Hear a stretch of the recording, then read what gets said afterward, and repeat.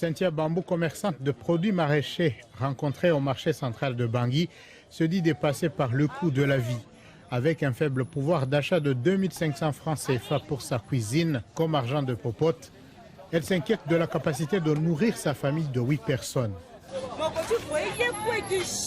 Tout est devenu cher. Notre argent de popote, c'est 2000 francs, voire 2500. Vous allez au marché pour acheter de la viande de bœuf, on vous dit qu'il n'y a pas pour 1000 francs, alors que vous n'en avez même pas 1500. Avec 2500 francs, combien pouvez-vous acheter de l'huile de table? Il n'existe plus d'huile de 100 francs. Le litre grimpe à 2500 francs. Il faut que le gouvernement trouve une solution à cette situation. Presque tous les produits de première nécessité ont vu leur prix à la hausse. Partant des denrées alimentaires aux matériaux de construction, les prix ont presque doublé. La crise ukrainienne est citée parmi les causes de cette inflation. Actuellement, sur le marché mondial, les prix ont également flambé. Et parce qu'il n'y a plus assez de production, du fait de la crise de Corona et de la dernière crise d'Ukraine, la République centrafricaine importe au moins 60 à 70% de sa farine à partir de l'Ukraine. Et donc, il y a un manque à gagner du moment qu'il y a cette crise-là.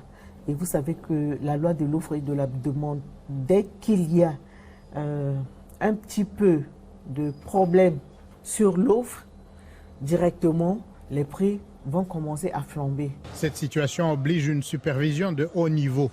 Dans la capitale, certaines marchandises connaissent une hausse des prix à cause des vendeurs illégaux. Bon, vous savez, notre pays là, il n'y a pas de la mer ici chez nous.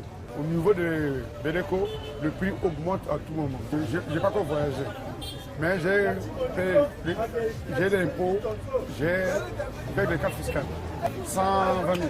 Vu la portée de la question, le département du commerce a mis en place une mission pour évaluer le problème afin de trouver un palliatif. Pour pouvoir maîtriser cette flambée, nous avons jugé bon de pouvoir déjà aller sur le terrain pour voir qu'est-ce qui se passe, à quel prix les gens ont importé, quels sont les coûts qui sont appliqués sur le produit arrivé Bangui et s'ils respectent la marge que l'administration leur a demandé d'appliquer.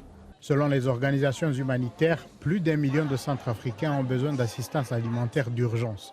La crise sécuritaire que traverse le pays depuis 2013 a déchiré le secteur agricole, qui occupe 80% de la population.